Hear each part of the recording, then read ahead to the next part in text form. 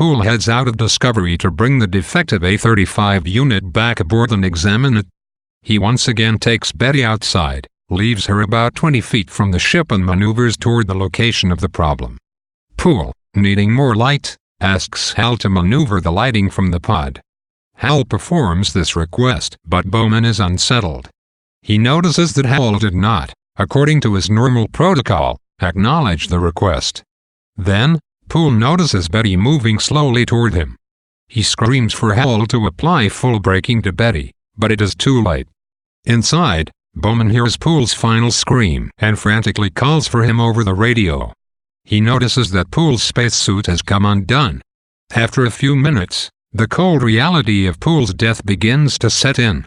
Other than Poole's absence, the ship seemed the same. Bowman walks around, trying to figure out how to respond. Hal expresses his regrets at Poole's death. Bowman responds, but is wondering, did Hal kill Poole?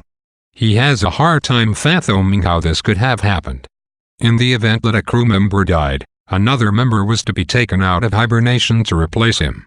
Bowman asks Hal to give him manual control over each hibernaculum, each unit in which one of the astronauts is hibernating.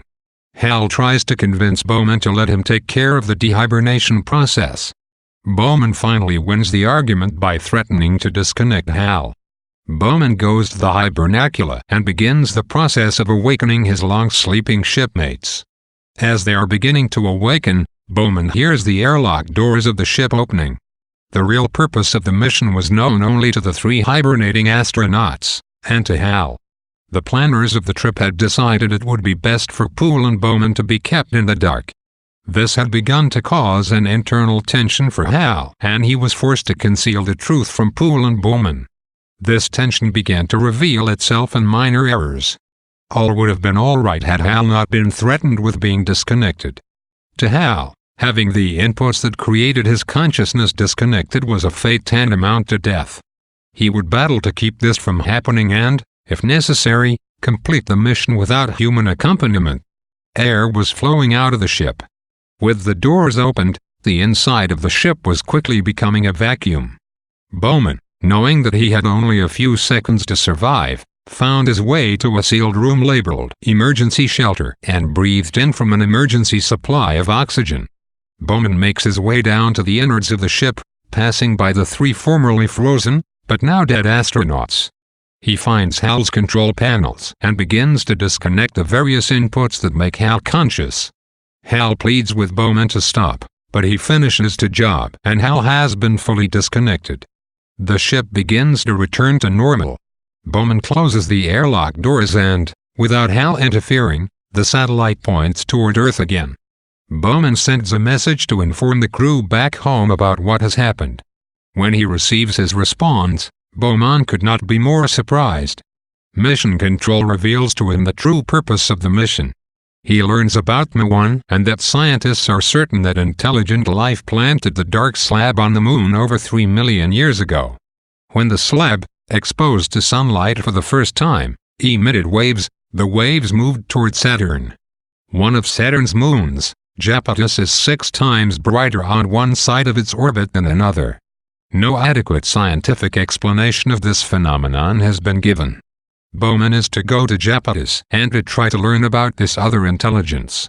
No one knows whether they still exist and, if they do, whether they are friendly or hostile. This mission is, then, potentially vital to the continued survival of humanity.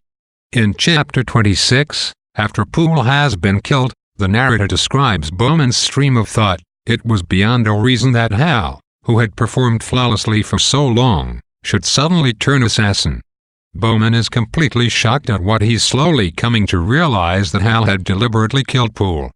Because Hal had been programmed to act in a certain way, and killing crew members was definitely not a part of this programming, Bowman finds it incredible that he could have done the unthinkable. He wonders how Hal could have developed an intention to kill.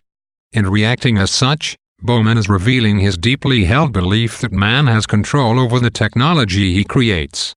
This scene makes the reader wonder, like Bowman, the degree to which humans really do have control over the technology that they produce.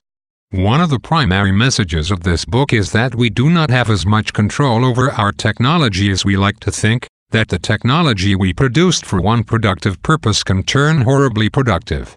Specifically, the book takes aim at nuclear weaponry. Then, hell is to be seen as a metaphor for nuclear weapons, while this scene is meant to get the reader to be suspicious of nuclear weaponry, just as Bowman is suspicious of hell.